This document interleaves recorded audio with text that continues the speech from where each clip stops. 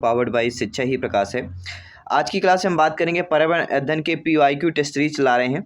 Previous year question based test series रहेगी। ये पहला टेस्ट सीरीज है, आपका टेस्ट सीरीज का पहला पार्ट है। इस पार्ट में हम समस्त पूरे सिलेबस पूरा निचोड़ के 30 प्रश्न करेंगे। तो आइए जानते हैं कि प्रीवियस ईयर में किस प्रकार के प्रश्न पूछे गए थे और PYQ टेस्ट सीरीज में आपके 30 में से कितने आंसर आते हैं अगर आज पेपर होता है। तो चलिए, PYQ टेस्ट सीरीज आ चुकी है। मिक्स क्वेश्चन करेंगे, टॉप 30 क्वेश्चन करेंगे, समस्त सिलेबस के अकॉर्डिंग प्रश्न रहेंगे। तो चलिए शुरुआत करते हैं। जिनका सपना है EVS में पर्यावरण में 30 में से 30 नंबर प्राप्त करना है, तो चलिए सभी लोग तैयार हो जाइए। पहला प्रश्न आप लोगों की स्क्रीन पर आ चुका है। पहला प्रश्न पूछा जा रहा है कि क्षोभ मंडल मुख्य रूप से किससे बना है। यह आपके MP टेट 2024 में आया हुआ प्रश्न है। जी हाँ, 2024 के पेपर में पूछा गया कि क्षोभ मंडल मुख्य रूप से किससे बना है।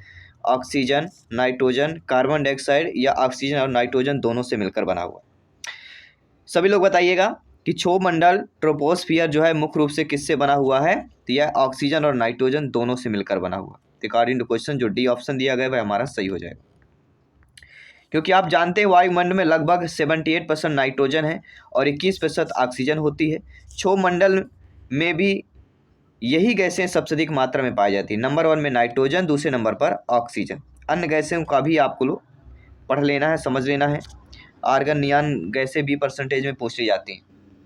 दूसरा प्रश्न 2024 में भी प्रश्न पूछा गया था आपके पेपर में कि विश्व ओजोन दिवस कब मनाया जाता है। 30 जनवरी, 21 अप्रैल, 16 सितंबर या 25 दिसंबर। सभी लोग बताइएगा। जिनका सपना है अध्यापक अध्यापिका बनना, शिक्षक बनना, सभी को कमेंट करना और फीडबैक करना है। तो चलिए, राइट आंसर आ चुका है और राइट आंसर हमारा क्या होगा 16 सितंबर, यानी according to question third option सही हो जाएगा। और आपने पढ़ा भी होगा शायद, ठीक है। और डेट सन वाले ज़रूर एग्जाम में प्रश्न आते हैं, तो इन लोगों को आपको सभी को समझना है कि सन वाले भी हमें पढ़ना है ताकि बेहतर तैयारी हो सके, ठीक है। 16 सितंबर को ओजोन परत संरक्षण के लिए विश्व ओजोन दिवस मनाया जाता है। किसके लिए? ओजोन परत के संरक्षण के लिए मनाया जाता है।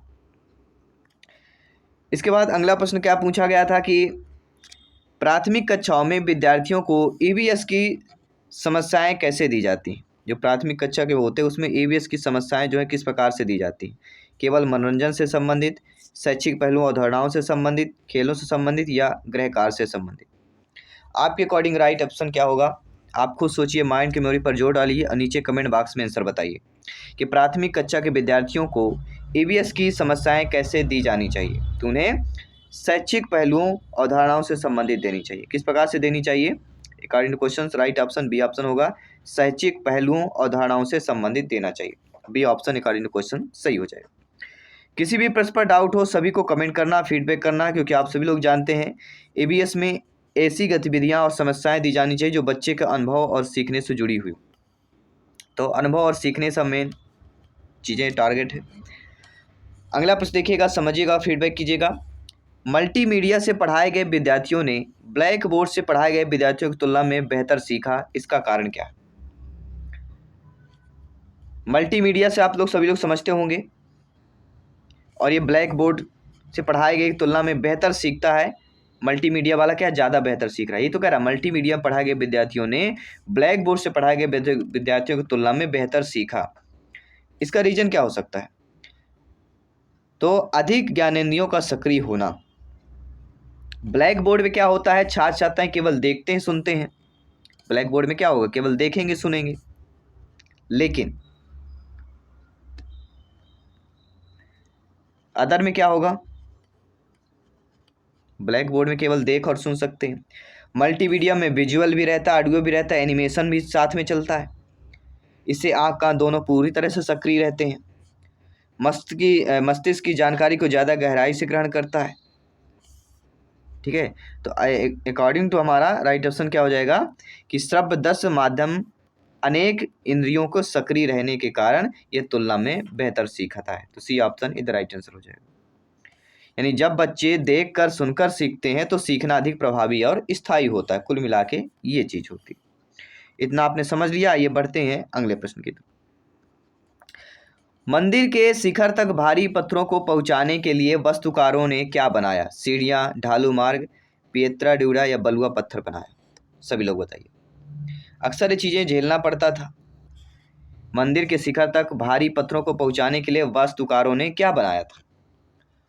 अब मंदिरों में गुंबद बनता है, अब उनको भारी पत्थर होंगे, भारी पत्थरों को पहुंचाना है, तो किस प्रकार से निर्माण करते थे?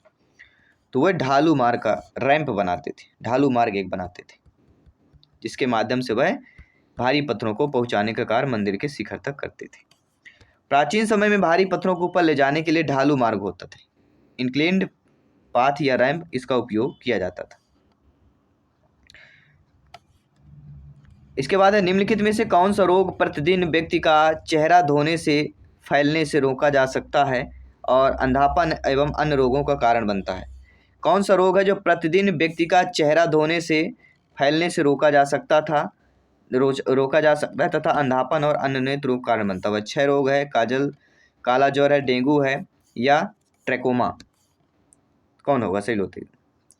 तो वह रोग होता है जो प्रतिदिन चेहरा धोने से फैलने से रोका जा सकता है, अंधापन और नेत्र रोग कारण बनता है, वह होता है ट्रैकोमा।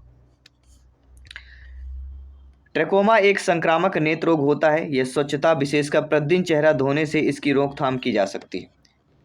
चेहरा प्रतिदिन धोएंगे तो ट्रैकोमा नामक रोग नहीं होगा। ये आंखों से एक संक्रामक रोग होता है, अक्सर बारिश के मौसम में होता है। तो चेहरा जितना ज़्यादा धोएंगे उतना बेहतर होता है। भारत में विश्व धरोहर वर्ल्ड हेरिटेज स्थलों में संख्याएं कितनी? ये बहुत अच्छा प्रश्न आपके 2024 में आपके टेट एग्जाम में पूछा गया प्रश्न है कि भारत में विश्व धरोहर स्थलों की संख्या कितनी?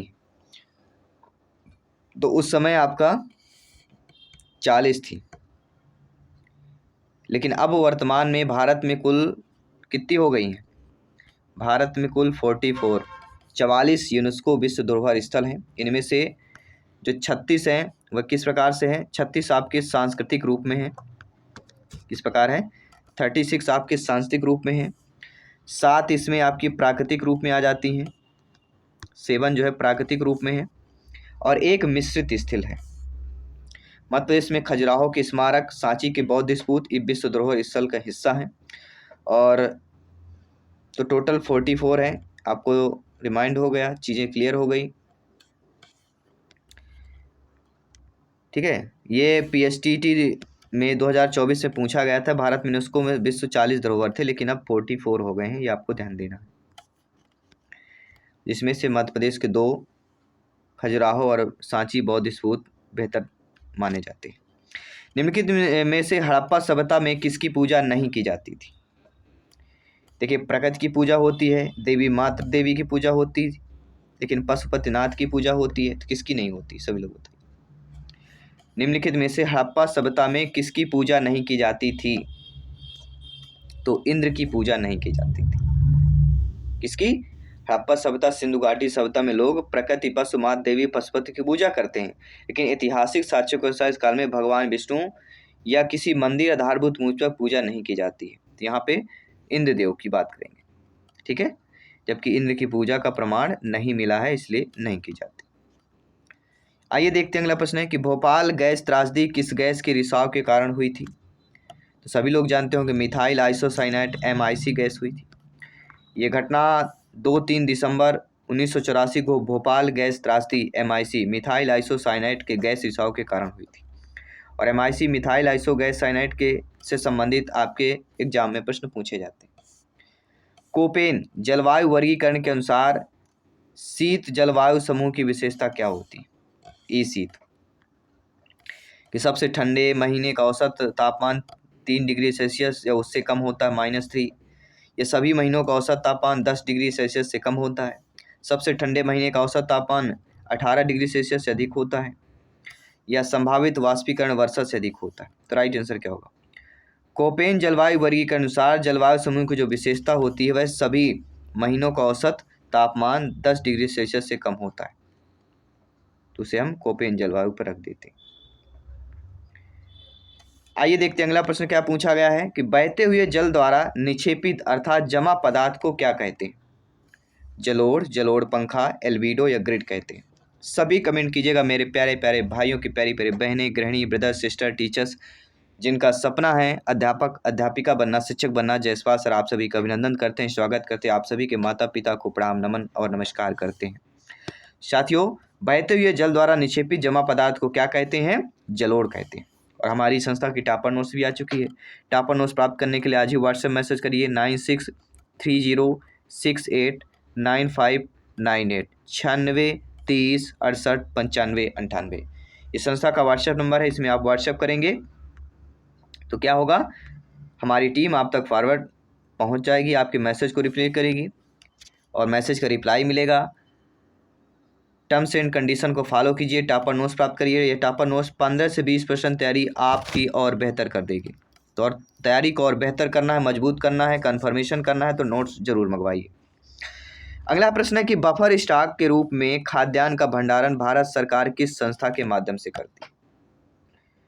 तो बफर स्टॉक के रूप के खाद्यान्न का भंडारण भारत सरकार जिस संस्था के माध्यम से करती है वह संस्था है भारतीय खाद्य निगम, जिसे हम FCI कहते हैं। FCI food corporation of India की स्थापना 1965 में हुई थी।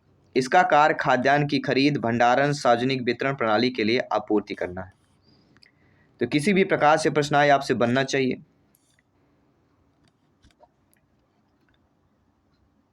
चंद्रयान 3 मिशन के रोवर का क्या नाम था? विक्रम, प्रज्ञान, आदित्य, भास्कर। जी हाँ दोस्तों, ये प्रश्न आपके एग्जाम में आया हुआ प्रश्न था कि चंद्रयान 3 मिशन के रोवर का नाम क्या था। स्पेस से प्रश्न पूछा गया था, सभी लोग जानते हैं काफी ज्यादा। तो चंद्रयान 3 मिशन के रोवर का जो नाम कहलाता है वह प्रज्ञान था। अंतरिक्ष अनुसंधान संगठन ISRO अभियानों के बारे में कुछ और चीजें भी पूछी जाती हैं एग्जाम में। तो विक्रम लैंडर का नाम था, जबकि प्रज्ञान चंद्रयान 3 के रोवर था। विक्रम लैंडर, अब पूछा जाए लैंडर का क्या नाम है तो विक्रम है, और रोवर का क्या नाम था? प्रज्ञान था। तो दोनों चीज़ें क्लियर होनी चाहिए, क्योंकि एग्जाम में किसी भी प्रकार से आपसे पूछा जा सकता है, तो आपसे बनना चाहिए, क्योंकि TT एग्जाम को फतेह करना है, हर क्वेश्चन को तोड़ मरोड़ के जानना बहुत जरूरी है। आइए देखते हैं अगला प्रश्न, सभी कमेंट कीजिएगा। निम्नलिखित में से कौन सा नवगठित अंतर सरकारी संगठन रेडियो खगोल विज्ञान के लिए समर्पित है?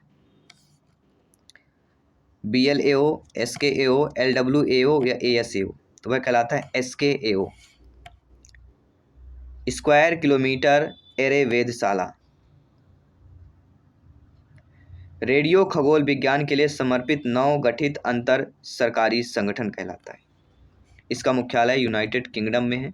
इसका उद्देश्य है दुनिया का सबसे बड़ा, सबसे उन्नत रेडियो टेलीस्कोप नेटवर्क बनाना, जिसके टेलीस्कोप एंटेना दक्षिण अफ्रीका और ऑस्ट्रेलिया में स्थित है। तो second option is the right answer. SKAO विश्व का सबसे बड़ा रेडियो टेलीस्कोप प्रोजेक्ट है, जो रेडियो खगोल विज्ञान के लिए समर्पित अंतर सरकारी एक संगठन है। सभी लोग समझ गए? आइए बढ़ते हैं अगले प्रश्न की तरफ। राष्ट्रीय जैविक खेती केंद्र national centre of organic farming के वर्तमान निदेशक कौन है? सभी लोग बताइए, बहुत अच्छा प्रश्न पूछा गया था। राष्ट्रीय जैविक खेती केंद्र के वर्तमान निदेशक कौन है? गणेश शर्मा, कृष्ण बिहारी, प्रियंका प्रधान या रविंद्र कुमार? तो doctor Ganesh Sharma ji, NCONF, national centre of organic farming, वर्तमान निदेशक। आइए देखते हैं अगला प्रश्न, ये भी आपको इंपॉर्टेंट प्रश्न है कि निम्नलिखित में से कौन सा ग्रह लाल ग्रह कहलाता है, प्लांट कहलाता है? तो लाल ग्रह सभी लोग जानते होंगे, मंगल ग्रह। और मंगल ग्रह के बारे में एग्जाम में प्रश्न जो इंपॉर्टेंट पूछे जाते हैं वो भी हमें जानना जरूरी है। यह पृथ्वी से लाल दिखता है। लाल रंग क्या होता है? लोहे की ऑक्साइड यौगिकों की उच्च सांद्रता से आता है। यह मार्टियन सतह की चट्टानों से जंग लगता है।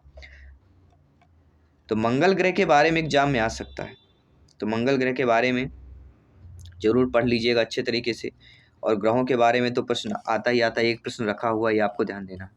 मंगल ग्रह की सतह पर आयरन ऑक्साइड अर्थात जंग की अधिक होने के कारण इसका रंग लाल दिखाई देता है, इसलिए इसको लाल ग्रह के नाम से जानते हैं या लाल ग्रह कहा जाता है। अगला प्रश्न बहुत ही प्यारा सा है, निम्नलिखित में से कौन सा नवीकरणीय ऊर्जा का स्रोत है? देखिए, नवीकरणीय पूछा जाएगा या अनवीकरणीय, दो में से एक प्रश्न आता ही आता है। तो नवीकरणीय इसमें से कौन सा कहलाएगा? सौर ऊर्जा। और अनवीकरणीय कौन कहलाएंगे? कोयला, पेट्रोलियम, प्राकृतिक गैस, ये क्या होंगे? अनवीकरणीय। लेकिन नवीकरणीय में सौर ऊर्जा क्या हो जाएगा? नवीकरणीय में आ जाएगा। यानी सौर ऊर्जा प्रकृति से लगातार प्राप्त होता रहता है, इसलिए वह नवीकरणीय ऊर्जा स्रोत कहलाएगा। जो जिनका खाद्यान्न लाश हो रहा है, खत्म हो रहे हैं, वह अनवीकरणीय पर आ जाते हैं। तो दोनों चीजों को समझ लिया होगा। वायु प्रदूषण का प्रमुख कारण क्या होता है? तो वायु प्रदूषण का प्रमुख कारण होता है औद्योगिक धुआं, वाहनों का धुआं होता है। बी ऑप्शन अकॉर्डिंग क्वेश्चन सही हो जाएगा। वाहनों से निकले हुए धुआं को कौन सा प्रदूषण, कौन सी गैस बोलते हैं? यह सभी लोग कमेंट करके हमें अवश्य बताइएगा। भारत का राष्ट्रीय जलीय जीव कौन सा है? नेशनल एक्वेटिक एनिमल, मगरमच्छ, डॉल्फिन, व्हेल, कछुआ। तो डॉल्फिन, वो भी कौन सी? Ganga dolphin. B option is right answer. Ganga नदी की डॉल्फिन को भारत का राष्ट्रीय जलीय जीव घोषित किया गया है। इसके बाद अगला प्रश्न प्यारा सा प्रश्न है, और प्यारा सा सभी लोग फीडबैक करिएगा, क्योंकि आप सभी लोग ज्ञानी सर व्याख्याता लोग हैं, भावी अध्यापक अध्यापिकाएं हैं, शिक्षक बंधु। पर्यावरण अध्ययन ईवीएस का प्रमुख उद्देश्य क्या होता है? केवल तथ्यों को याद करना, केवल निगेटिव हो गया, केवल परीक्षा की तैयारी करना, केवल निगेटिव हो गया। तो बच्चों में पर्यावरण के प्रति जागरूकता, संवेदनशीलता, समस्या समाधान की क्षमता विकसित करना। देखिए, जागरूकता पॉजिटिव, संवेदनशीलता पॉजिटिव, समाधान क्षमता विकसित करना पॉजिटिव, तीन पॉजिटिव वर्ड शब्द दिए गए। इससे पता चलता कि हमारा ऑप्शन सही होगा। ठीक है। ईवीएस का उद्देश्य होता है बच्चों को अपने आसपास के पर्यावरण को समझने, उसकी रक्षा करने तथा वैज्ञानिक दृष्टिकोण से विकसित करने में सहायता करना होता है। और अगला प्रश्न है, भोपाल गैस त्रासदी किस गैस के रिसाव से हुई थी? तो सभी लोग जानते हैं मिथाइल आइसोसाइनाइड से हुई थी। बी ऑप्शन अकॉर्डिंग क्वेश्चन सही हो जाएगा। और अगला प्रश्न प्यारा सा प्रश्न है कि निम्नलिखित में से प्रमुख ग्रीन हाउस गैस कौन सी है? Nitrogen, oxygen, argon, carbon dioxide. प्रमुख ग्रीन हाउस गैस की कैटेगरी पर हमारी कौन सी आती? कार्बन डाइऑक्साइड, वो होता है CO2। कार्बन डाइऑक्साइड प्रमुख ग्रीन हाउस गैस है जो वैश्विक तापमान, ग्लोबल वार्मिंग में महत्वपूर्ण भूमिका निभाती है। तो ग्लोबल वार्मिंग से प्रश्न आएगा। अगला तेल सेल या कोयले से प्राप्त कृत्रिम कच्चे तेल को क्या कहते हैं? सिंक्रूड, सिंथ क्रूड, स्क्रूड या साइटिक। ये बहुत अच्छा प्रश्न पूछा गया था। तेल सेल या कोयले से प्राप्त कृत्रिम कच्चे तेल को क्या कहते हैं? उसे कहते हैं सिंक्रूड। क्या कहा जाता है दोस्तों? सिंक्रूड कहते हैं। कोयले से इस कृत्रिम तेल को बनाने की प्रक्रिया कोल लिक्विफिकेशन कहलाती है। इसमें दो प्रकार से होते हैं विधियां। एक प्रत्यक्ष द्रवीकरण होता है, इसमें कोयले को उच्च तापमान दबाव पर हाइड्रोजन सॉल्वेंट के साथ सीधे प्रक्रिया कराकर कृत्रिम कच्चा तेल बनाते हैं। दूसरा होता है अप्रत्यक्ष द्रवीकरण। इसमें पहले कोयले को गैस में बदलते हैं, फिर उत्प्रेरक की मदद से इसे तरल हाइड्रोकार्बन या कच्चे तेल में परिवर्तित कर दिया जाता है। तो ये सेले कोयले से प्राप्त कृत्रिम कच्चे तेल को हम सिंक्रूड कहते हैं। आइए देखते हैं अगला प्रश्न। बहुत ही प्यारा सा प्रश्न है कि पुनः चक्रण योग्य पदार्थों को अलग करने के बाद शेष अपशिष्ट को जलाने की प्रक्रिया क्या कहलाती है? पुनः चक्रण योग्य जो होता है वो अलग करने के बाद जो शेष अपशिष्ट होता है उसको जलाने की प्रक्रिया क्या कहलाती है? उसी को हम इंसिनरेशन बोलते हैं। Incineration, first option is the right answer. कचरे को उच्च तापमान पर जलाकर नष्ट करने की प्रक्रिया इंसिनरेशन कहलाती है। और अगला प्रश्न है जो आप लोग जानते ही होंगे, जो अक्सर पूछा जाता है, भारत में हरित क्रांति, ग्रीन रेवोल्यूशन का श्रेय किसे दिया जाता है? देखिए, कोई ना कोई रेवोल्यूशन एक पूछा जाएगा, चाहे श्वेत क्रांति आए, हरित क्रांति आए, पीली क्रांति आए, कोई एक क्रांति से संबंधित प्रश्न पूछा जाता है। भारत में हरित क्रांति का श्रेय किसे दिया जाता है? डॉक्टर MS स्वामीनाथन को दिया जाता है, क्या आप सभी लोग जानते होंगे। ये भारत में हरित क्रांति के जनक कहलाते हैं। अगला जो प्रश्न है कि आकलन बहुसाक्ष्य आधारित क्यों होना चाहिए? आकलन जो असेसमेंट होता है यह मल्टीपल एविडेंस आधारित क्यों होना चाहिए? आप सभी लोग भावी अध्यापक, दाई शिक्षक बंधु हैं, कहीं ना कहीं शिक्षा से जुड़े हुए हैं, बच्चों को पढ़ा रहे हैं, तो आप खुद सोचिए आकलन बहुसाक्ष्य आधारित क्यों होना चाहिए? इसे जटिल कठिन बनाने के लिए तो हो नहीं सकता, इसे प्रामाणिक बनाने के लिए ये हो सकता है। इसे बड़ा बनाना, रोचक बनाना नहीं, सबसे बड़ा प्रामाणिक। आकलन बहुसाक्ष्य आधारित क्यों होना चाहिए? इसे प्रामाणिक बनाने के लिए बहुसाक्ष्य होना बहुत जरूरी, क्योंकि विभिन्न स्रोतों से प्राप्त साक्ष्य विद्यार्थी के सीखने का अधिक सटीक और विश्वसनीय आकलन करता है। और आइए देखते हैं अगला प्रश्न। प्यारा सा प्रश्न क्या पूछा गया है? प्यारा सा प्रश्न है कि शिक्षक निर्मित परीक्षण के महत्वपूर्ण कार्य कौन से हैं? विद्यालय की दैनिक शिक्षण, जिसमें अधिगम प्रक्रिया का मूल्यांकन करना है, प्रत्येक विद्यार्थी की क्षमता का पता लगाना, केवल कौन सा होगा? सभी लोग बताइए, नीचे ऑप्शन दिए गए। इसमें शिक्षक निर्मित परीक्षण का महत्वपूर्ण कार्य है विद्यालय की दैनिक शिक्षण अधिगम प्रक्रिया का मूल्यांकन करना भी है, और प्रत्येक विद्यार्थी शिक्षार्थी की क्षमता का पता लगाना, दोनों चीजें जरूरी है। यानी शिक्षक निर्मित शिक्षण की गुणवत्ता और विद्यार्थियों की प्रगति दोनों का मूल्यांकन करना चाहिए।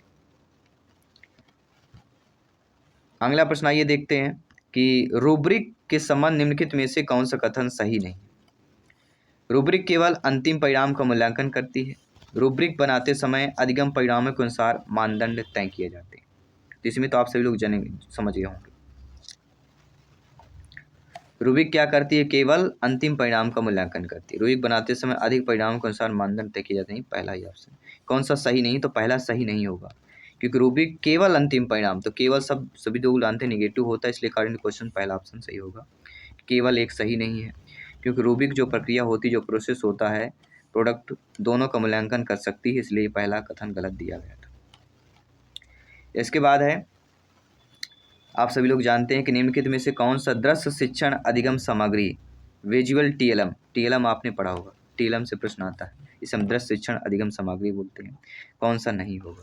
देखिए, पत्रिका को देख सकते हैं, केस स्टडी को देख सकते हैं, पूरक पुस्तकें देख सकते हैं, लेकिन हम रेडियो प्रसारण केवल सुन सकते हैं, रेडियो ब्रॉडकास्ट को देख नहीं सकते हैं, इसलिए विजुअल पे नहीं आएगा। According to question D option सही हो जाएगा।